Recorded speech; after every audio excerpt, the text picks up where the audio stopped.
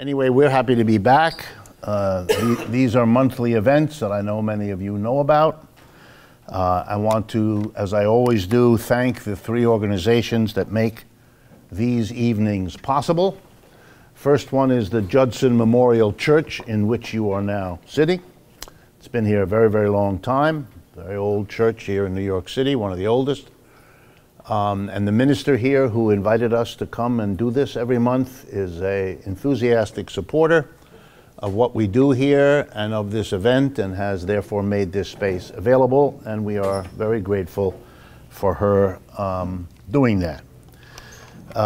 Number two is the Left Forum, an organization I think some of you know that has a huge conference once a year, usually in the spring, here in New York City, and has been doing that for about 30 years. Usually brings between 3,500 and 5,000 people, academics and activists. The last few years, it's been at the John Jay College of the City University of New York. And I'm pleased to say that we are in the process of organizing the 2018 Left Forum. But for the first time, there will also be a Left Forum on the West Coast, which we have helped organize.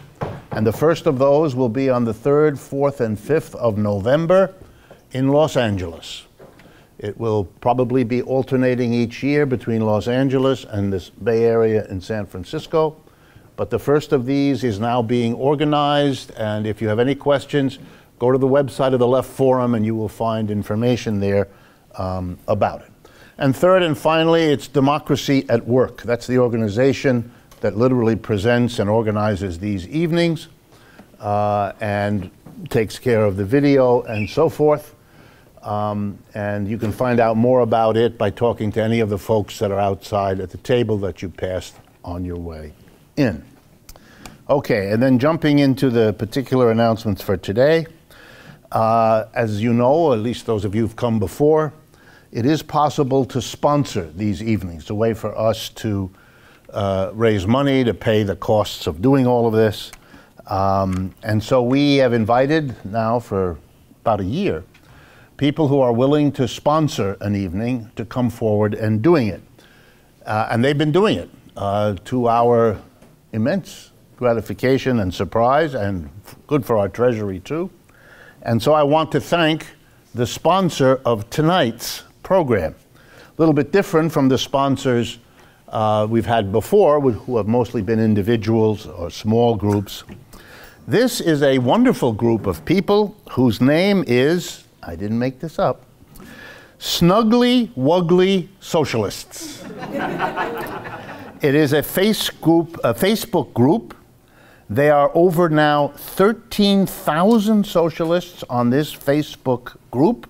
They're fans of this program that we do here, and they have collectively organized to help sponsor the cost of an episode of these lectures. And they've also inspired us to live stream this event on Facebook, which is what we are doing this evening. So I want to wave hello to our Snuggly Wuggly Socialists and hope that all of you are inspired by the very existence and the obviously very creative name that they have come up with for what they do.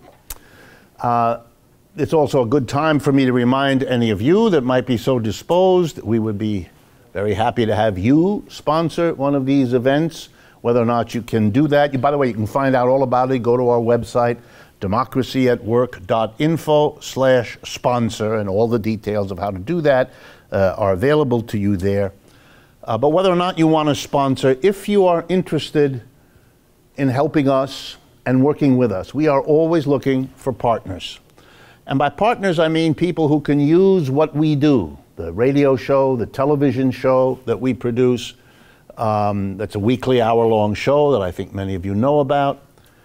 We now produce clips of portions of those shows that we make available through the social media that we operate, Facebook, Twitter, Instagram, YouTube, and so on.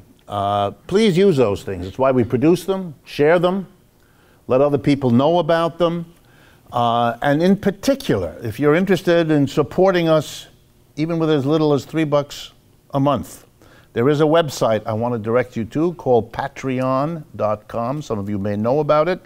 Patreon. And if you go to patreon.com, you can see the television version of the weekly program, Economic Update, that we produce, but you can also be financially supportive to any amount that you may be so inclined to do. You might be particularly interested in what's about to come on there. The last program that we produced is an interview of me with Chris Hedges, who came on the program, and I think you would find it very interesting to see what Chris had to say in response to the questions we did. Finally, I'm sorry there's so much about the money, but from time to time we have to do it. We do occasionally rely not only on our own supporters, which is our basic source of income, but we do occasionally appeal to foundations when we think there's a particular thing we're doing that they might be interested in. And one of the foundations that has been very supportive of us is called the Lenin Foundation. Some of you may know the name of that. It's located in Santa Fe, New Mexico. It's an active foundation. And they gave us a couple of weeks ago a $30,000 matching grant.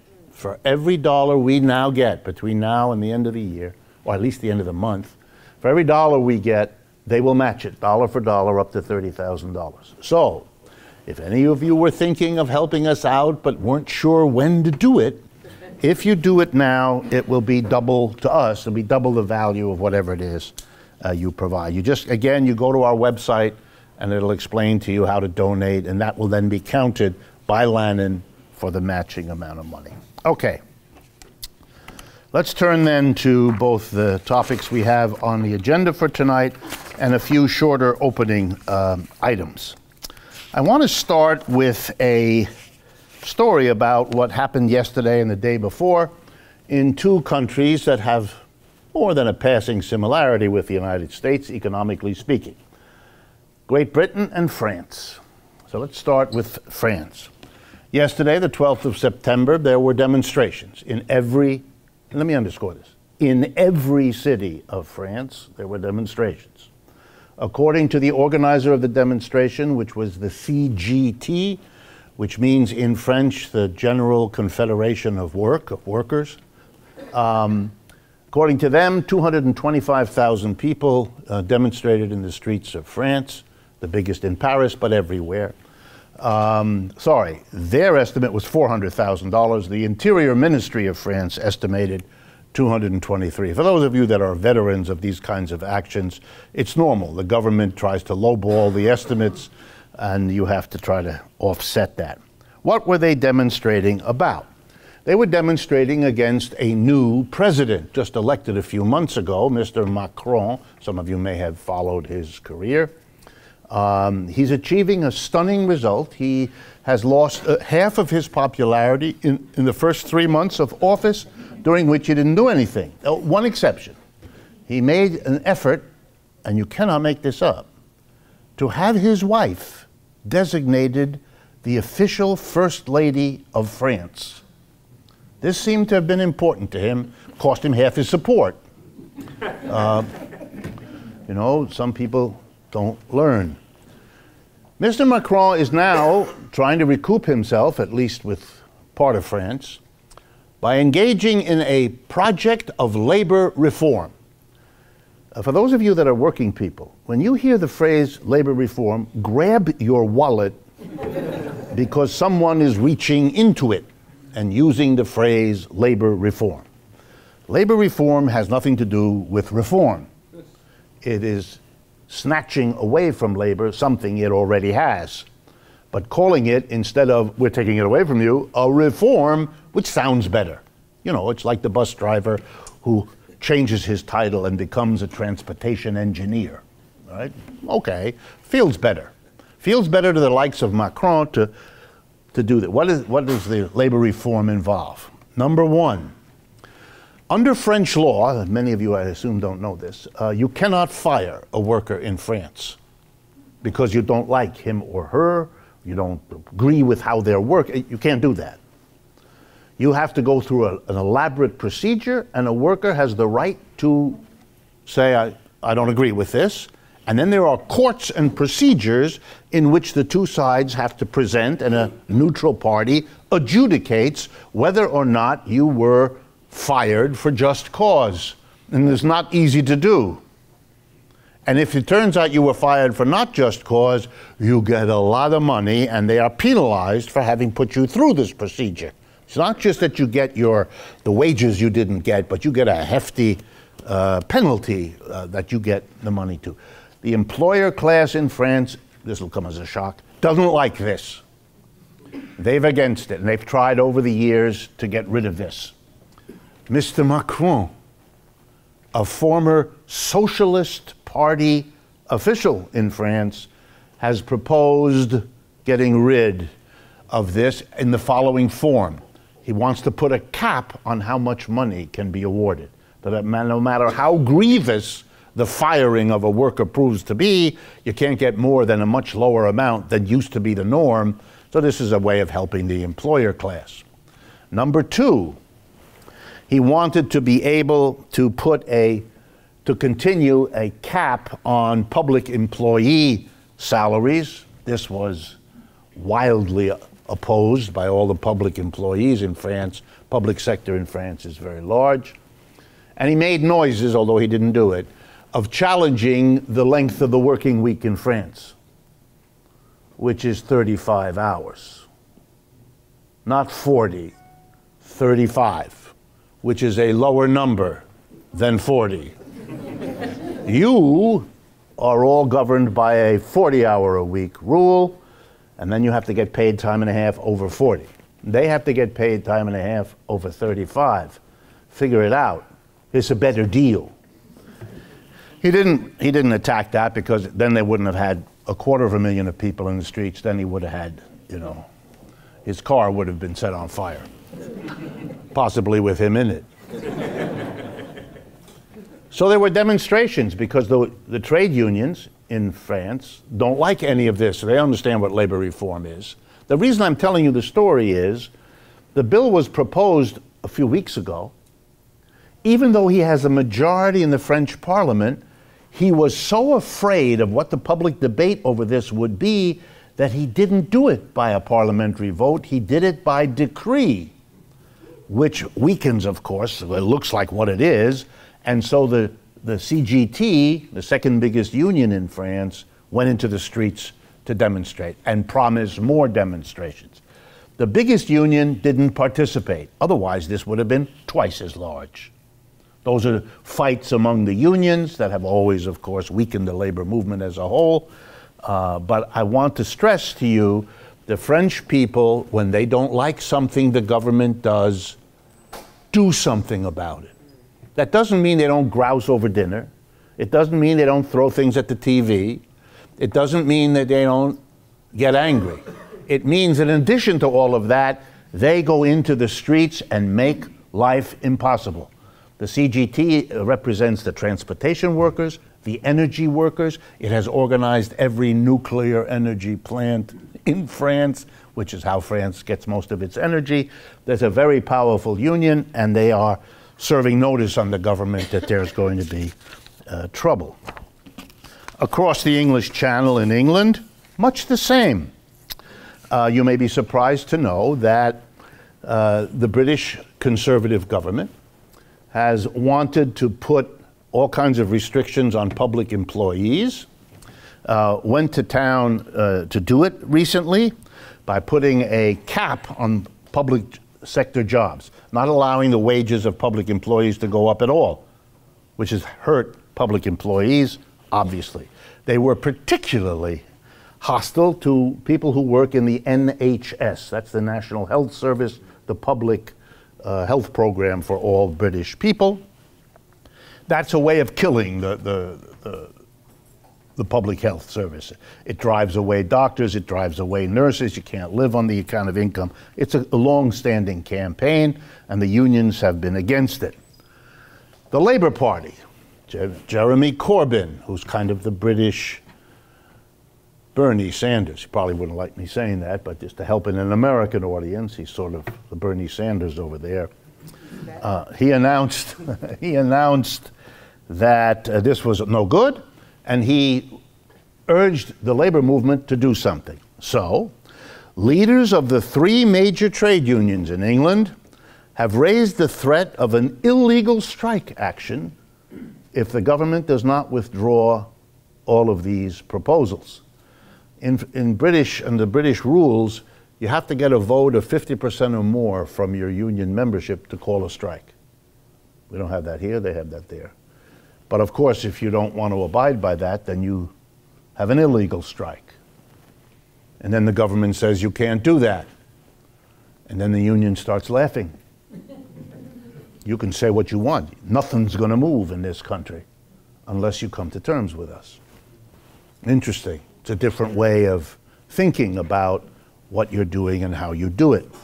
So something is going on both in the labor movements of France and the labor movements of England that I thought you might be interested in, if only as a way of coming to terms with the labor movement here and what it does or doesn't do. All right, next item. A study was released this last week by the Census Department and by other agencies of the United States government, but the final report is from the Census Bureau. It's called Income and Poverty in the United States, 2016. It's a long document, but I wanted to pick out a few statistics. I'm sorry to throw these all at you, but they will give you a snapshot of the United States economy now that is in some ways more concisely clear than what I could explain if I took a lot of time. Okay, so here's some of the interesting highlights, maybe to whet your appetite. In 2016, that's the last year for which we have data, median annual earnings for men working full-time, $51,600. Median means 50% of American men working full-time make more than that, and 50% make less than that. So it's 51,000 is the median annual income of males working full-time. Women, $41,500, $10,000 less.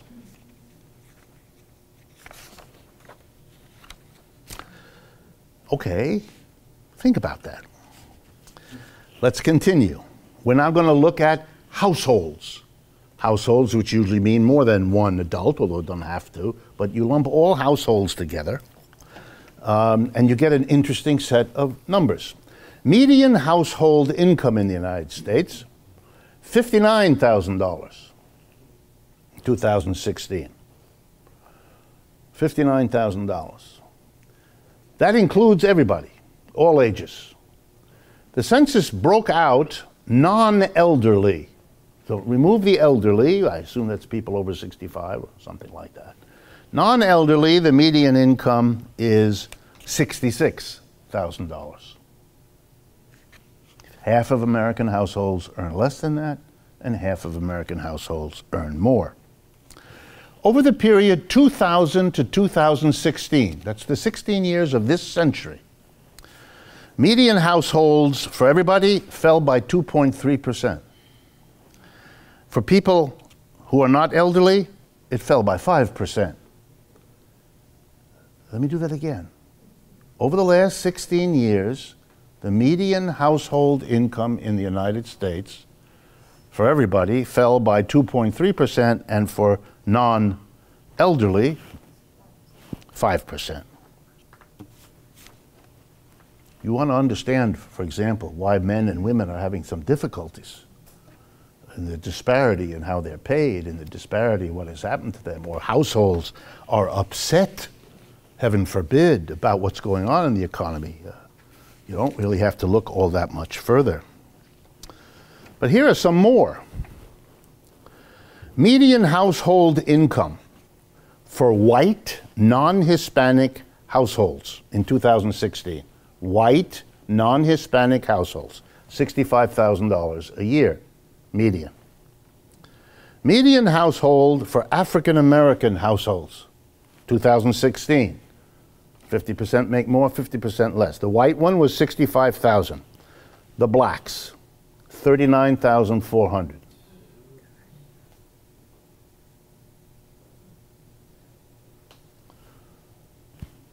I could play the national anthem, but I won't.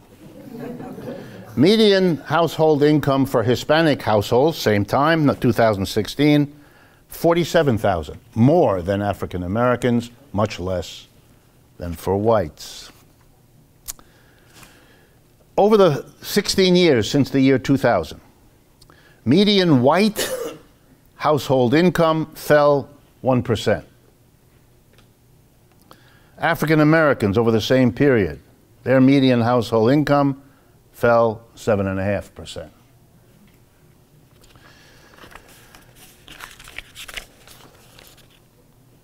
Poverty rate. Just so you know, the poverty rate, there's a number that the government calculates, which is if you're below that, you're poverty-stricken, and if you're above it, you're not. It's kind of arbitrary, but it's what the government uses, and it gives you a rough idea. Poverty rate, white, non-Hispanic Americans as a whole, 8.8%. 8.8%, 1 out of 12 Americans who are white and non-Hispanic are in poverty. African Americans, same year, 2016, what percentage are in poverty? The whites, as I said, 8.8%. African Americans, 22%. Hispanics, 19.4%. For those of you who don't understand the racial problem of the United States, it isn't a racial problem as much as it is something else. These are folks that are systematically underpaid, plunged into poverty, kept in that condition year in and year out. Wealth.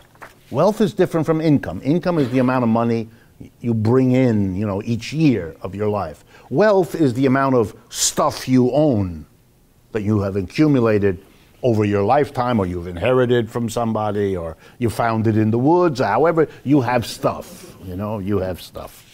So that we keep a record, and the government doesn't do this so well, but there is a professor here at NYU who actually has the same last name as I do, spells it the same way, Wolff. But his name is Edward Wolff. We're not related in any way. But he is the authority, Edward Wolff at NYU, on measuring wealth in the United States. So I went to check on him, thought you might be interested in how the wealth numbers work out. And the way they calculate it is for a complicated reason, is they look at what is called wealth in non-durable goods. Non-durable means it's not a house or a car or a washing machine or durable goods, things that last for a while. That's all it means.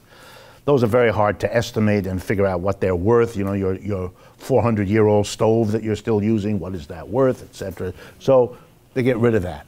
And they look at everything else. Savings accounts you have, pensions that you're entitled to, stocks and bonds if you're so lucky as to have them. So I thought you'd be interested.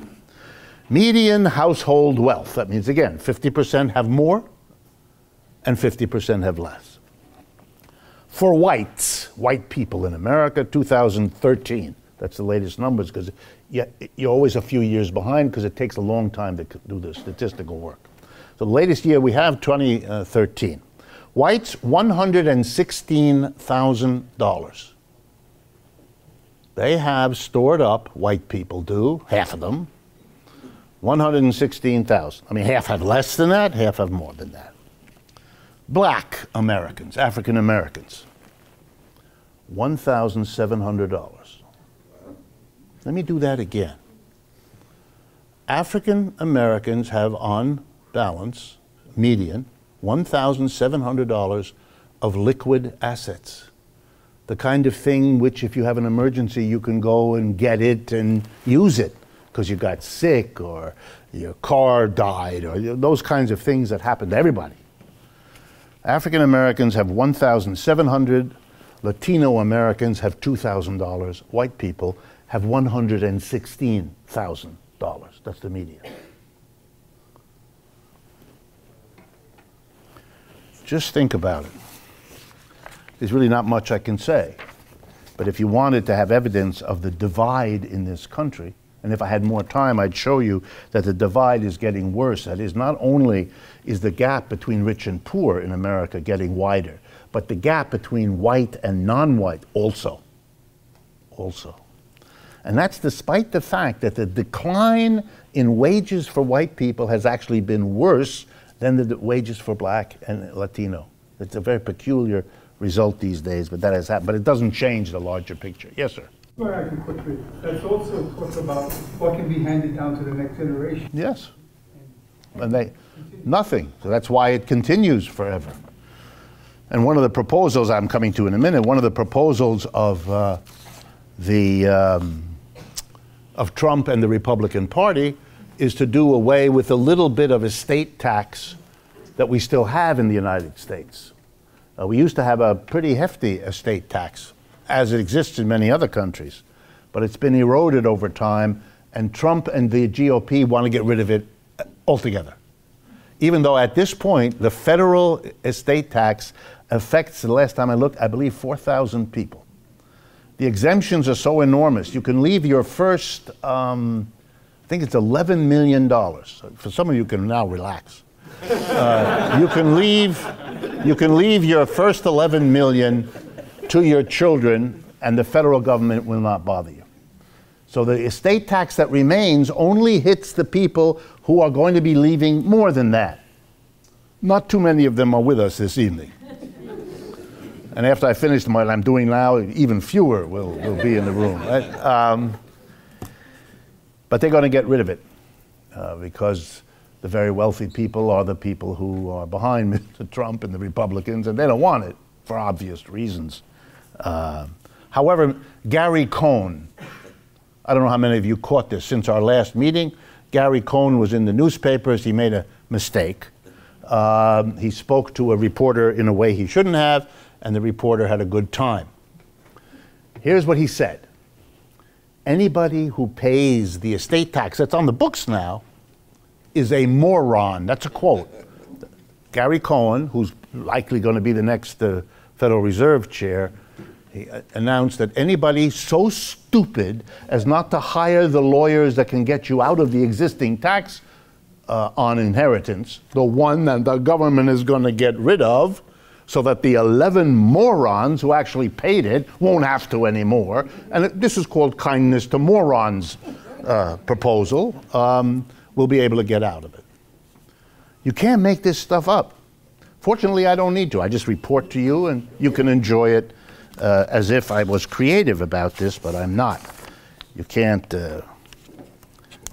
be funny or creative about this anywhere near as much. Okay, next item. It's all about taxes. And the reason I'm going to talk to you, bore you a little bit with taxes, is that you're going to be hearing about taxes a lot. It's a big agenda item. The Trump GOP is very nervous that they got shot down on getting rid of Obamacare. That made them look like they couldn't get things done. And they're going to change all that by getting a tax reform. Remember that word, reform? Hold on to your wallet.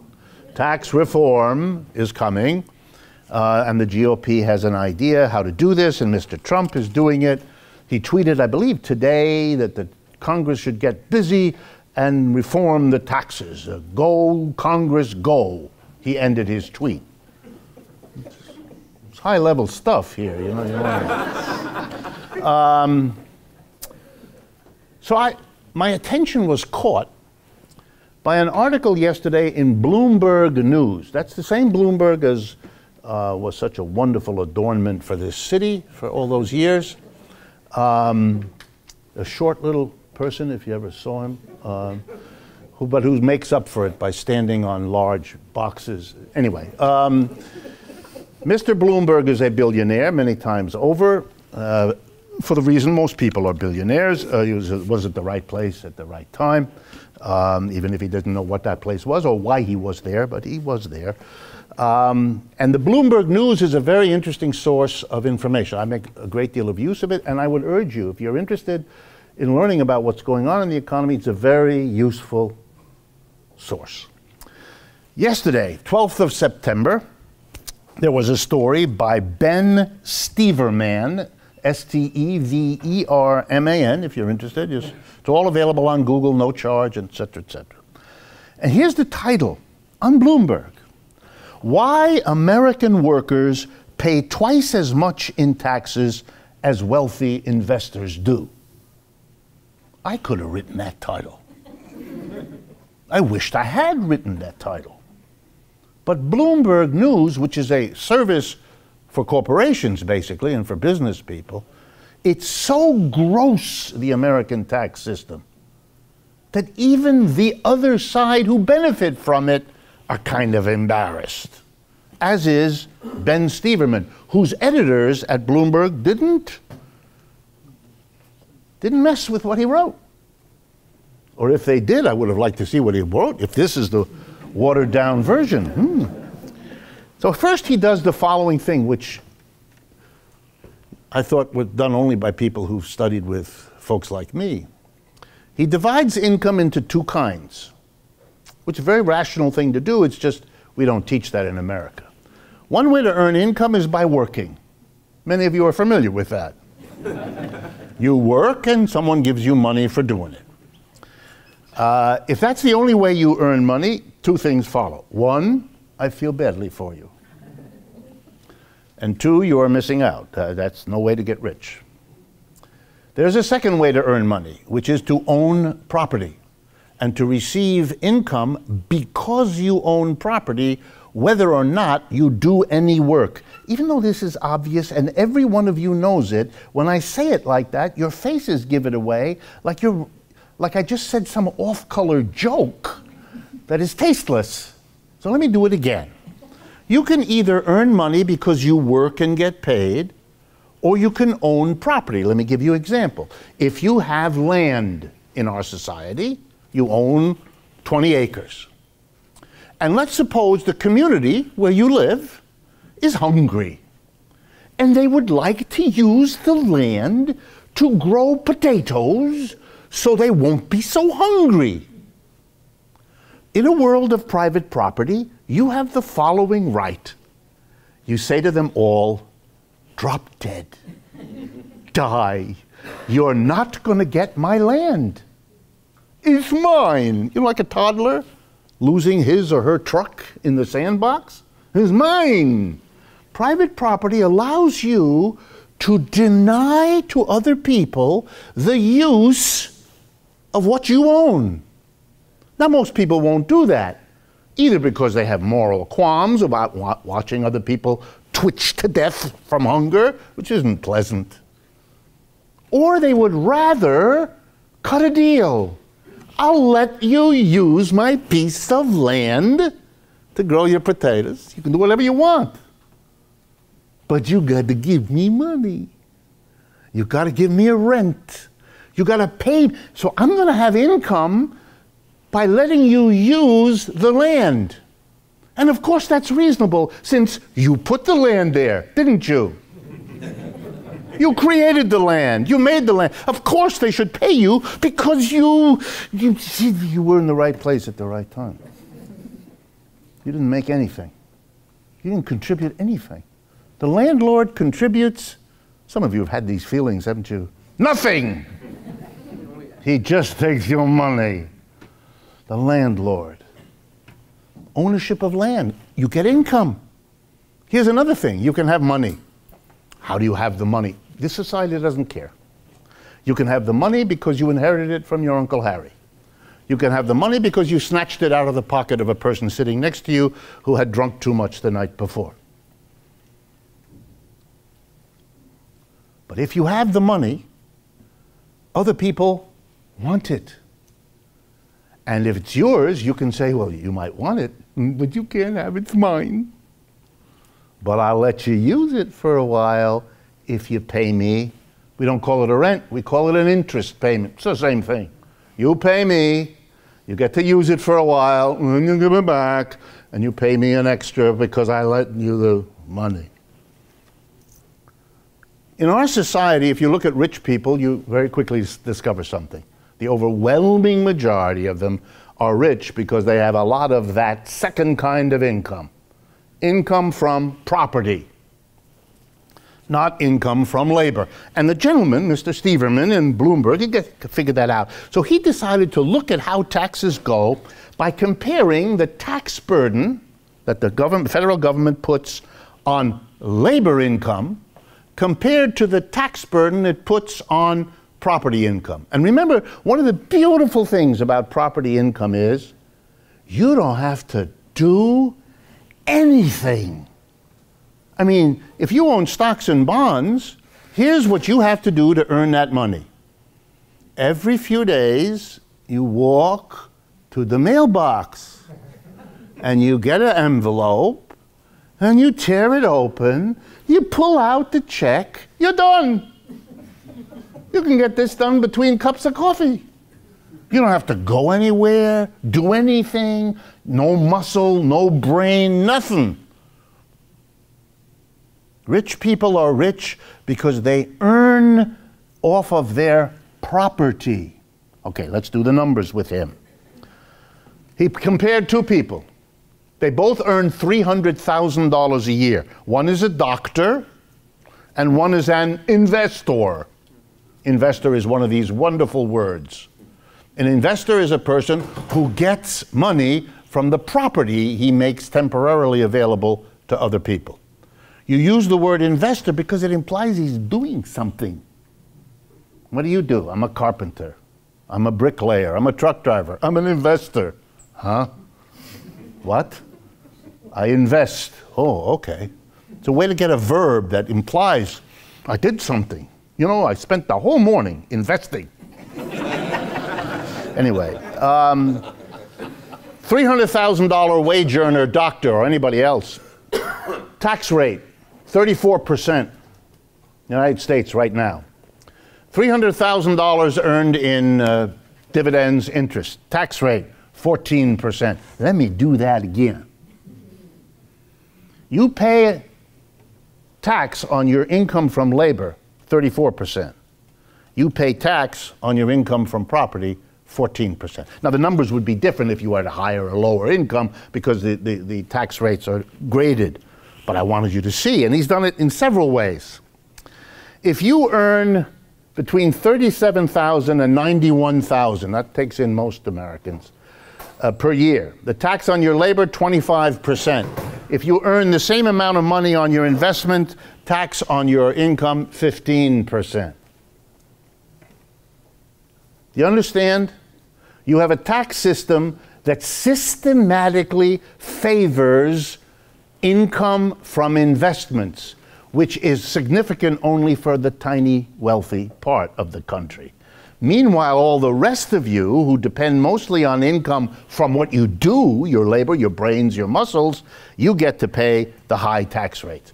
You think the problem in America is that taxes are too high. But the truth is, they aren't too high. They're just too high on you because the taxes have been shifted off of other people onto you. So that the logical political reaction is, shift them back. What is this? Why did it develop? It's not written, as far as I know, in any holy book. I mean, you check the Bible, there are no tax tables.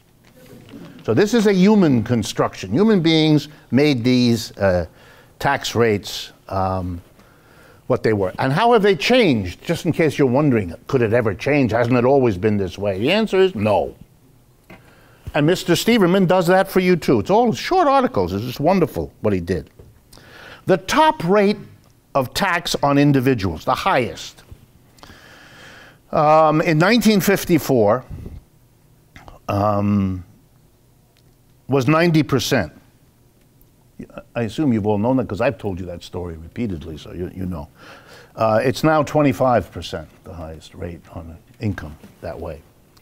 Isn't it 39? It depends. If you add, you got to be careful. If you add the taxes on top of it, like for Medicare and Affordable Care Act, it does go up above that. But he's talking about the basic rates that are compared. Last thing for you to think about. Top 1% of Americans save about 30% of their income For every $10 they earn, they save 3. The top 0.1% of Americans save 50% of their income. The bottom 90% of Americans save 0. They go to debt. Well, basically, the debts of some offset a little bit that the savings of others. So if you take the 90% as a whole, their savings rate is 0. So who, of course, gets the money that will allow them to buy the land or the stocks or to make the loans to get income from property? It's the people who save. They're the ones who can do that. And who are the ones who save? The people who already have it. So if you don't already have it, oh boy, are you in trouble. Or as my mother used to say, the only way to get rich is to already be rich. And my father and she would have trouble about this. He knew it was true, he just didn't want to hear it. But then that characterized much of their relationship. Any case, let me turn now to another tax issue. It's going to be even more important for you in the weeks and months ahead that I want to prepare you for. Tax reform. Trump and the GOP, but I'm afraid also the Democrats. Since when it gets to this, it really doesn't matter all that much. Let's go through how it's done. To begin the story, it's a little complicated, but you'll be able to get it. To begin the story, keep 2 things in mind. Number 1, that the goal of Mr. Trump and the GOP is to cut taxes on corporations and the rich. And there's no mystery, and basically if you follow what they say and do, you can see it. It's not hidden in some way that you have to ferret it out. You have to pay a little attention, but this is not difficult to see. And the reason for it is not difficult to understand either. Those are the people who give money to political parties and to candidates. So if you want them to give you the money so you can have the TV ads showing you kissing babies and whatever else it is that motivates people to vote for you, you need the money to put that picture up there. So you need the rich people to give you the money, and the corporations and the rich are the ones who give away money. By comparison, let me be honest, you don't give very much. And the last time you gave $10,000 to a candidate, you know, was in your dreams. But for other people, this is not an issue. And it's the same people again. So the Republicans have a long-standing game. They pander to the people who give them the money to then build the alliance that gets them into office, to do something for fundamentalist religious folks, to do something for social conservatives, to do something for whoever they need to bring into their tent to vote for them so that they can have the political power to cut the taxes of the rich who give them the money to maintain the alliance. That's the Republican, the conservative side of the party, of the politics of the country. So keep that in your mind. Second thing, you can't, of course, say what you're doing to the people because that looks ugly. You can't tell the people that we, the people, you can't do that. So you have to come up with another story. Part of the money that you get from rich donors, you use to pay creative people the money needed to concoct the story, to develop and embellish the story, to come up with genius ways of getting it out into the popular consciousness. So here's how the Republicans and the conservatives have done that. And you all know this because you live in it. The government is bad. The government, when it does anything, messes it up. So it's a silly waste of time and money to pay taxes to the government, because they just piss it all away in a flurry of inefficient waste. So be angry at them. Don't give them the money. Here we go, cut taxes as a kind of punishment for that stinking bad government that messes everything up. Embellish the story. We wouldn't have this bad government except in the past, bad politicians borrowed a lot of money to waste and to steal.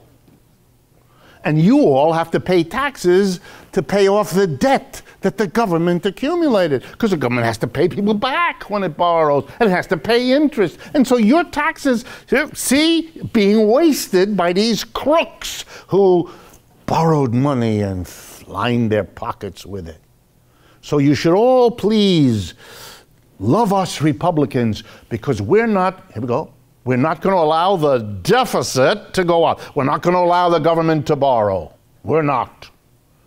Because that way they won't accumulate the debts with the interest costs that will end up you having to pay the taxes to cover. So vote for us. We will hold the government back from wasting by borrowing the way it always has.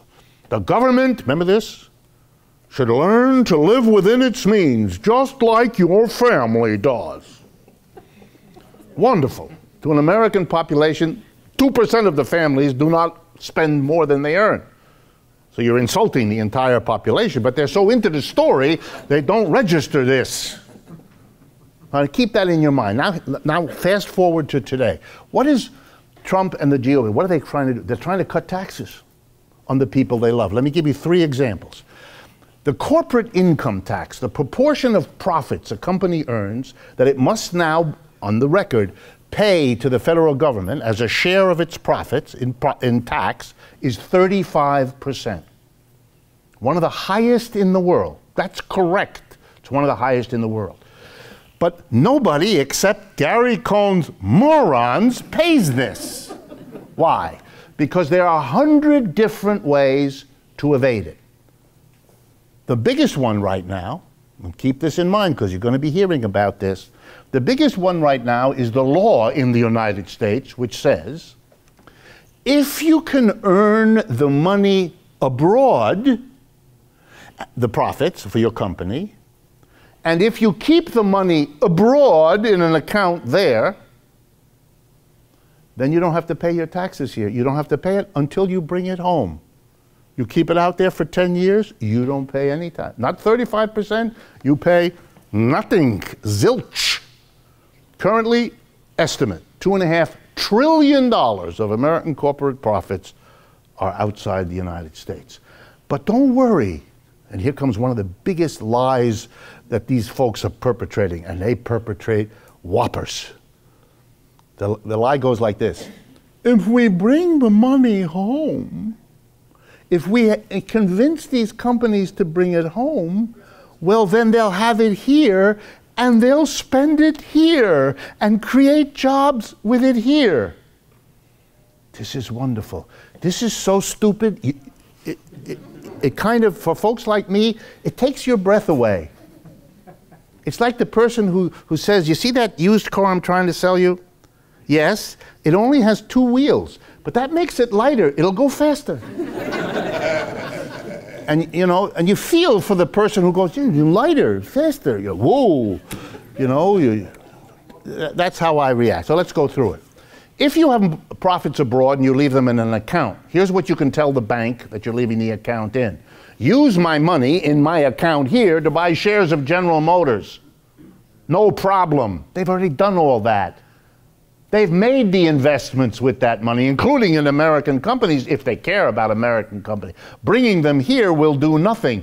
But it sounds good, and so the Trump administration is proposing to say to them, if you bring it back, here's the inducement. Instead of 35%, 5%. In other words, we will reward you. Not only did you avoid tax for 5 years, keeping that money out there, but now that you bring it back, you pay 5%, we'll look the other way. And that's because of the money coming back will, and then there's magic. It will make jobs. Folks, the corporate leaders who have that money, they're going to do with it what they want. They're not required to use that money to create jobs. They have no incentive to do that. They're not going to invest in this country because you can't sell anything here anymore anyway, etc., etc. If they make a job creation, it'll be a Chinese job creation that they make, because that's what they've been doing. So that's the first step. He wants to lower the corporate tax rate in this country from 35%, Mr. Trump, to 15%. Who will that help? Small business. It will help them. Because those are the morons who actually have to pay. Because they can't pay the fees to move their money to China or to India or to Brazil. They can't escape. They don't have the loopholes or the way to take advantage of the loopholes that big businesses do. So that's his way of it, getting support from little business, which he needs. He'll cut the corporate tax. Wow. He's going to eliminate the estate tax. We've already talked about that. I could go on, but he's cutting the taxes big time. Okay, now let's follow the logic, folks. If you cut the taxes that the federal government gets in all these ways, it means the government gets less money into its hands. That's what a tax cut is. You can call it a reform, you can call it an orange banana, whatever it is, it's less money coming into the government. What is the government going to do? It basically has two options. Option one, it can cut spending. If it doesn't have the money coming in from a tax cut, it'll cut spending. What the Republicans want is to cut the taxes and then say we can't afford giving loans to students. We can't afford the SNAP program. We can't afford to fix this or fix the other thing. That's one option. With less money coming in, you spend less. But of course that makes all the people who get those spending howl. So here come the Democrats. They see an opportunity. We're going to represent the people who get screwed if the government stops spending. The Social Security people, the people on welfare, all those who get some help from the government. The Democrats are going to help them. So what is the Democratic proposal? Democratic proposal is you borrow the money.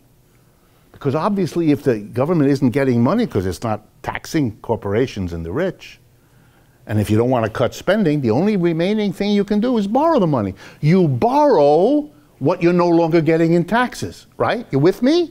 It's got to do that. Either cuts the spending or it borrows. The Democrats, you all caught this, right? The other day, President Trump invited Nancy Pelosi and whatever that strange man is who's the senator from this state. Schumer, yes. Schumer and Pelosi, two people you would never in a right mind invite to dinner in your home. Right? He invited them to dinner in his home, or the home he's using, and they fought to defeat the Republicans. We're going to raise the debt ceiling. You know what that means? We're going to borrow the money in order to allow the government of Republicans to pander to the Republican rich people by cutting their taxes. The Democrats have found a solution. Borrow the money. Right? You with me? Forget this deficit crap. That's hard for the Republicans. They fight against deficit. They don't look so good. That's why they're angry. They look bad. But now follow the bouncing ball. If the government borrows the money to offset the lost tax revenue, who is it going to borrow the money from? Is it going to borrow it from you? Well, how many times have you and the government negotiated a loan in which you were the lender and they were the borrower? No, doesn't happen to you. Because you don't have money, or at least not enough. Don't take this personally. It's just, you don't have it. Who has it? Come on, you know. The people, the corporations. You know what they have? They have all the money. They don't have to pay in taxes anymore because the government reduced the taxes, right? That's where the story started. So now that they have money, they don't have to pay in taxes. They will lend it to the government. The only difference being when they paid taxes, they had to give it to the government. End of story. Now they get to take the same money, not to pay taxes. Taxes are cut. Lend it to the government, which will give it back to them after 5 or 10 years, during which they get nice interest payments. For rich people, It's a tax cut that converts what they used to pay in taxes into a loan. What rich person wouldn't go for this deal? This is so crooked, it smells from here to tomorrow. And if it sounds awful to you, then you've understood. From this charming game, you are excluded. You only have to have people like me who irritate you by telling you what's being done to you. Because meanwhile, the deficit's going up, which sooner or later the government will have to tax to pay the interest and to pay the money back. You escape nothing. Tax reform is a hustle. It is exactly here what it is with Mr. Macron in France or with the British. We don't have folks in the street because I can't reach enough people in a short enough time to make that happen, which I wish I could. But I also think if I explain it enough to you on the radio and television, maybe Americans will finally say, stop, this is lunacy. I just read you the taxes, the way the tax system already discriminates wildly against the rich. We have to do more of this? Yes, say the Republicans and the GOP. And they call it tax reform, and it will stimulate the economy and create jobs. And if you believe that, then I will sell you the Brooklyn Bridge $18.42. And I'll sell it to you over and over again. Yes, sir. Professor Wolff, there's a nuance about this that I hope at some point you are able to do some kind of analysis of. My union negotiated a huge loan with the government at one point. Victor got down, bailed out the city of New York. And so that's something I always think about, that this is also our money that's being used by these corporations to make these loans. So it's something that I at some point you have a chance to deal with. Yes.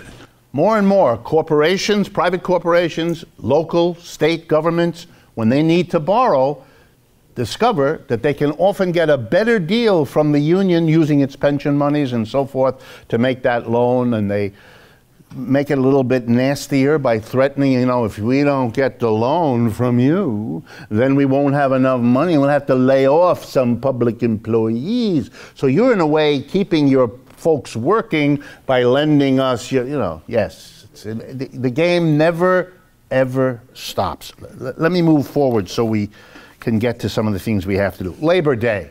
Since last we talked, it was August, so now we have had Labor Day. So I can't let Labor Day go by without a few words about Labor Day, if only to keep the mood light. Labor Day in the United States, as you all know, is Monday, first Monday, I believe first Monday in September, or first Monday after the first Tuesday, whatever it is. It's a holiday. Labor Day was actually begun in the United States. You all know that. I assume you all know that. When there was a labor action in Chicago way back in the 19th century to fight for the 8-hour day, if I'm not mistaken. There was a demonstration. Some people got hurt. Some anarchists got accused. Then those anarchists were killed, and it became a big sort of workers' event. In most countries of the world, it is celebrated on May 1st.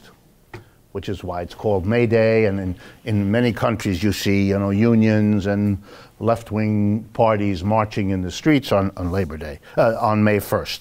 It used to be in the United States at some point, but we changed that because we didn't want to be associated with anything pinkish or reddish. So we moved it to another part of the year.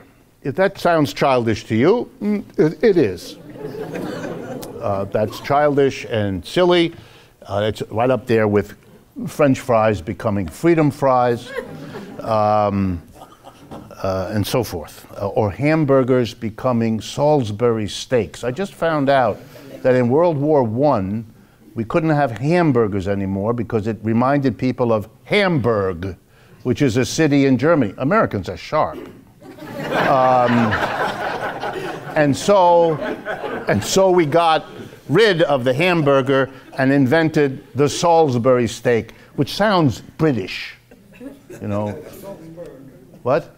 Not Salzburg, though, that's German. It has to be Salisbury State. You know, like all those buildings in Manhattan that have, you know, Chambers Towers and all those British-sounding names here in a country where British people are, you know, once in a million. Anyway, other than tourists. Okay, Labor Day. The labor movement has been in a spiral of decline for half a century. It is a catastrophe for organized labor. I think the latest numbers I saw that the private sector in America, 6.3, I believe it is, 6.3% of private sector workers are either members of or represented by a labor union, which would mean that 90, whatever it is, 3% aren't. And that means something that I want to leave with you for sure. The next time you hear a political leader, an academic, a business leader talk about big corporations on the one hand and big labor on the other, throw something. There is no big labor, big corporation. There's big corporations and then there's silence. Labor is in an advanced state of decline. About 1950s, if my numbers are correct, something like a third of the labor movement, somewhere in the 30%, were organized. So we're now down to, I think if you put public and private together now, we're at 10% or something in that area. Unions have been declining, declining, and declining. And I don't have much to add to all the many reasons that are given, but I do want to offer one you may not have thought about. The labor movement, organized workers, always were a minority. In other words, if you take the total population, what portion are working all day long in a job? It's a minority, it's less than 50%. And if you are a minority, even a big one like that, you need allies. You need people that will work with you, support you, vote for candidates that are friendly with you, help you. Let me drive the point home that labor needs allies by pointing out that the business community has the same problem, only worse. Because business employers are a much smaller minority than workers. They're tiny, the business, even if you put them all together, big ones, medium ones, and little ones, it's a tiny minority compared to employees. So employers have had to understand, if you want to survive as an employer, you've got to have allies. And they've done that. They reached, understandably, to the right side of the political spectrum. They make allies with social conservatives. They make allies with religious fundamentalists. They make allies with, fill in the blank, you know pretty well anyway. People on the right. They bring them into their political party, the Republican Party. Every now and then, it's a little embarrassing. Charlottesville was a little embarrassing who they're in bed with. But they understand allies. And even if they don't like them, and even if they disagree with them, they need them. And so there are a certain number of them in the cabinet. You all know who they are. And if they go, they're replaced by someone even worse in order to keep that. Mr. Pence has to be there with Mr. Trump because Mr. Trump is not believable as a sufficiently right-winger. He's believable as a friend of big business, but he's not believable as a friend of the local anti-abortion zealots. Mr. Pence is. And you see the alliance being produced and reproduced. Now let's turn to labor. Labor needs allies too, and it has, like business, kind of natural ones. They're the allies to the left. They're the leftist social movements. Anti-racism, anti-sexism, anti-imperialism, whatever you want to call it, peace movement, whatever. All of that, they need them in order to have the muscle, the size, the financial support, the votes that they need, and they're going to have to give something to those folks, just like the business community. Mr. Trump gave American education to Mrs. DeVos, and she's going to do her Christian duty by that. And we're all going to watch as she does her thing. Ditto the others that he has put in there. That's all the alliance is. But we don't have that in America. That's my comment on the labor movement. The labor movement is deeply suspicious and skeptical, if not downright hostile, to large portions of its natural allies. It doesn't trust them. And I'm not saying there aren't events in history that justify worrying, but that's always true in an alliance of different people. It's always possible it'll go bad, the alliance will break up, but it's not an argument not to make one. The labor movement has very few allies. Some, but very few, many fewer than it could have if it just halfway met them 50-50. And then it would have the strength to confront the business. But what we have is a business community that understands it has to pay financially, it has to cultivate, it has to build, maintain, and strengthen an alliance. The labor movement doesn't understand it, is not willing to do it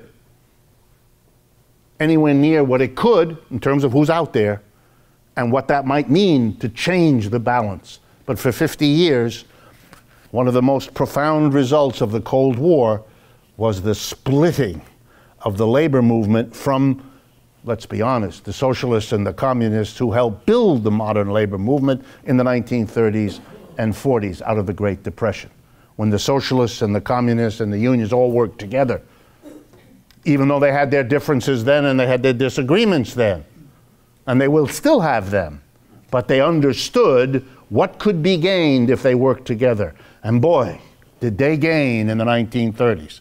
I won't bore you with it again.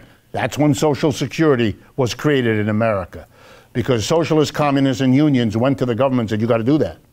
That's when unemployment compensation happened, when they went and they said, you got to do it. That's the first time we had a minimum wage in this country, because they said you have to do that. And that was the only time we had a massive government employment program to solve unemployment, when 15 million American unemployed people got jobs because the socialists, communists, and unions got together enough to make that happen.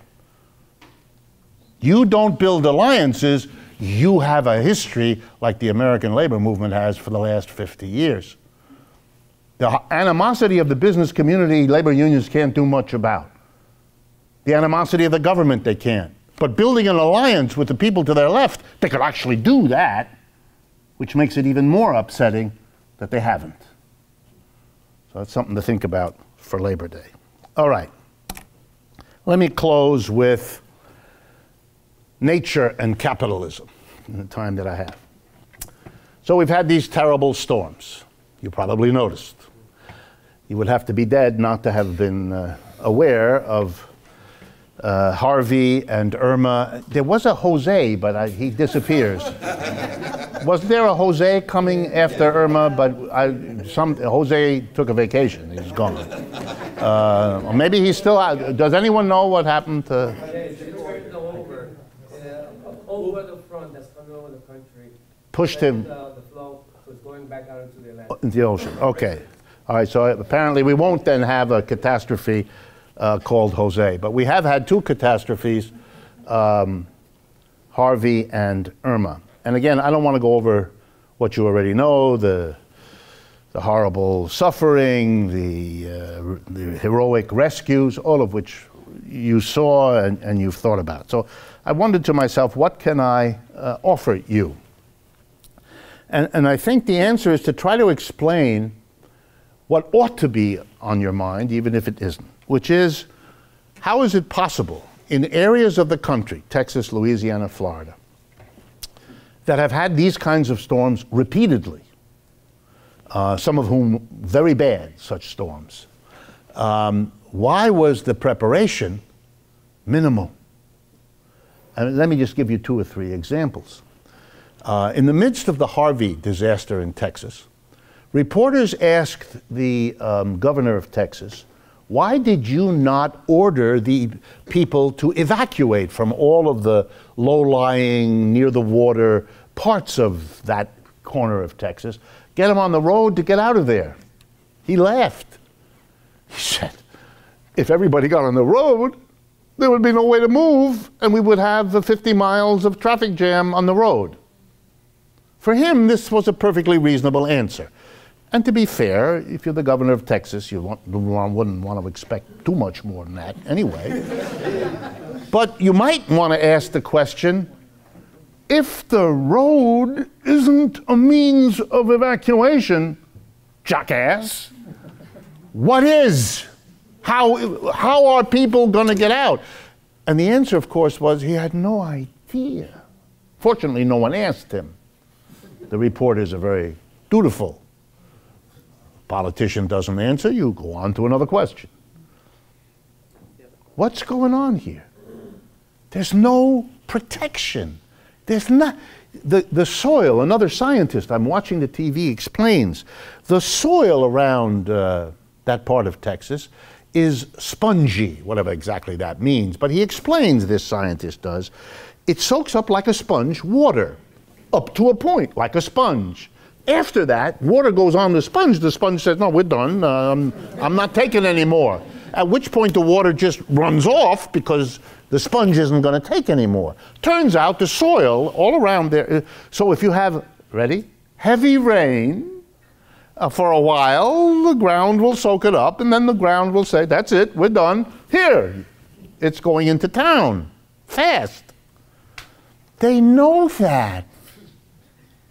So what possesses people to build homes, businesses, roads, schools, churches, everything, where they know it's vulnerable to what we just saw?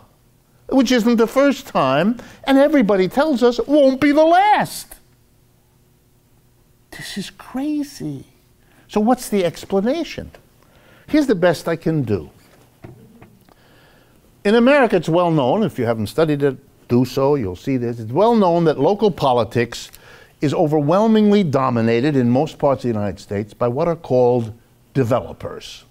Developers are groups of people who include banks, construction companies, everybody who's got money to be made by building things, clearing the land, building subdivisions with houses, and all of that, industrial parks and consumer malls and all of that.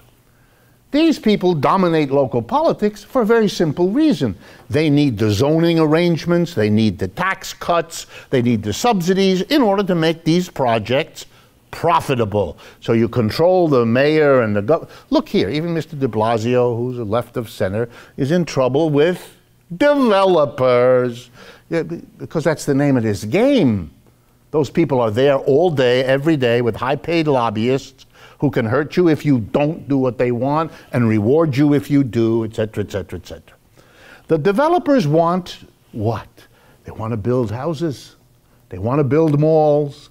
They want to build roads. They want to build office towers, because that's the money. That's where they build. That's what they do. They borrow the money from the banks, and then they hire the construction companies, and they give the jobs, by the way, large numbers of jobs to undocumented immigrants from Central America, et cetera, et cetera, et cetera.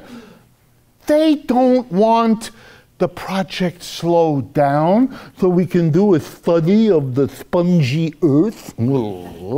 There's no money in studies of spongy earth. It just, at best, slows them down. And they don't want to have big taxes to pay for immense walls that make the project cost too much. They want to build what they can sell. They'll build a house, sell it to you. They build a mall, sell it to, Target or somebody else who will anchor the mall. I say Target, I get letters. So I now say Target, Bus driver, transportation engineer. It's the same thing. So what we had here is it's a spectacular comment on capitalism and how it works. Profit drives the system. Concerns about long-term risks, concerns about helping the community, protecting it, finding a way to get people out of a dangerous area can be hit by such storms. That takes time and energy and money, and there's no profit in that. And so it doesn't happen. And not only that, you can begin to see now, as someone pointed out to me on my way here today, you can already see the drooling happiness of developers as they begin to imagine the contracts now to rebuild the houses, rebuild the roads, in the same way that they did last time. And you know how we know it's going to be like that? Because that's what they've done each other time.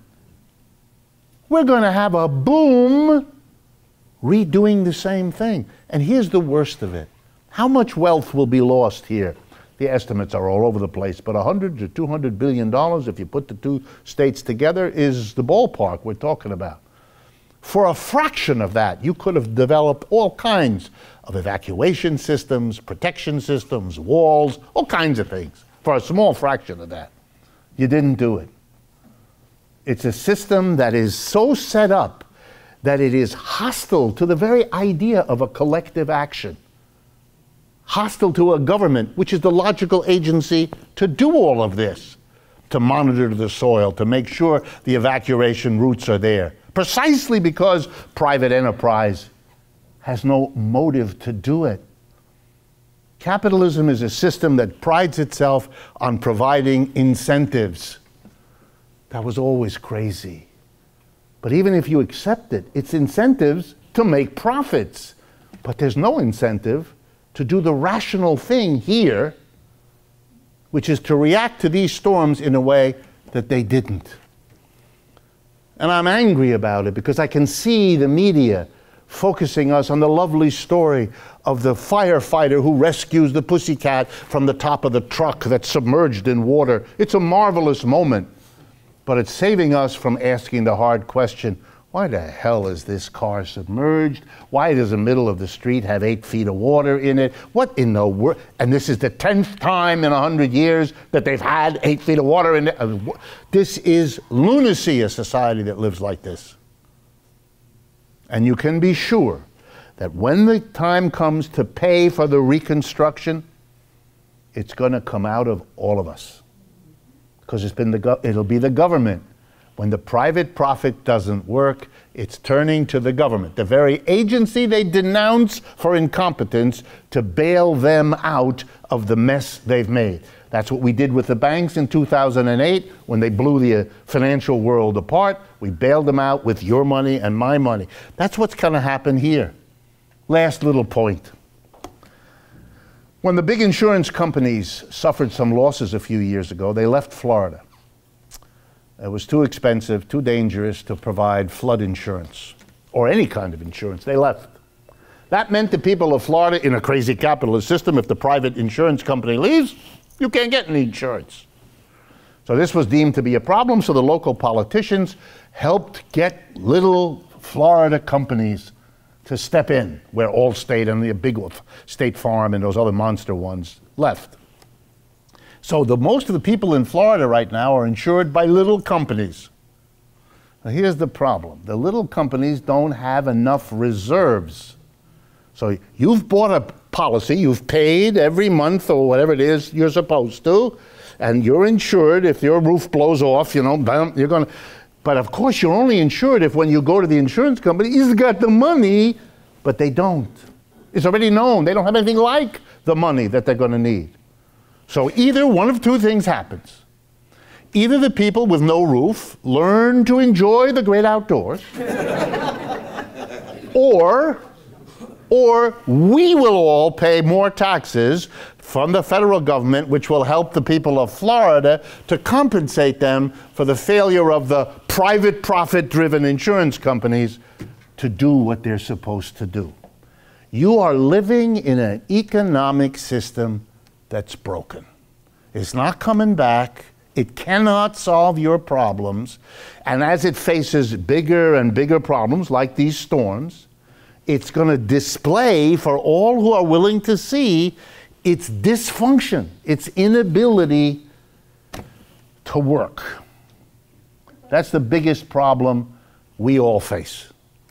And we live in a society that is going through this experience and is in the deepest imaginable denial of what is happening to itself. And you know, if I understand psychology at all, it's bad if you have a problem, but that's much worse if you have to deny that you have that problem. Then the consequences to you are doubled and tripled in their horror. You have at least, like in those AA programs, you have to begin by saying, hello, I'm here, I'm an alcoholic. You have to put your problem on the table, because otherwise you are running away from it and you're not going to be much good to yourself or to the others in the room. I know we've run out of time. I wanted to stop early. I didn't stop as early as I would like to. So let me ask, Alan, you have a very quick, can you be really quick? Because I've overrun my time. We'll do it next month.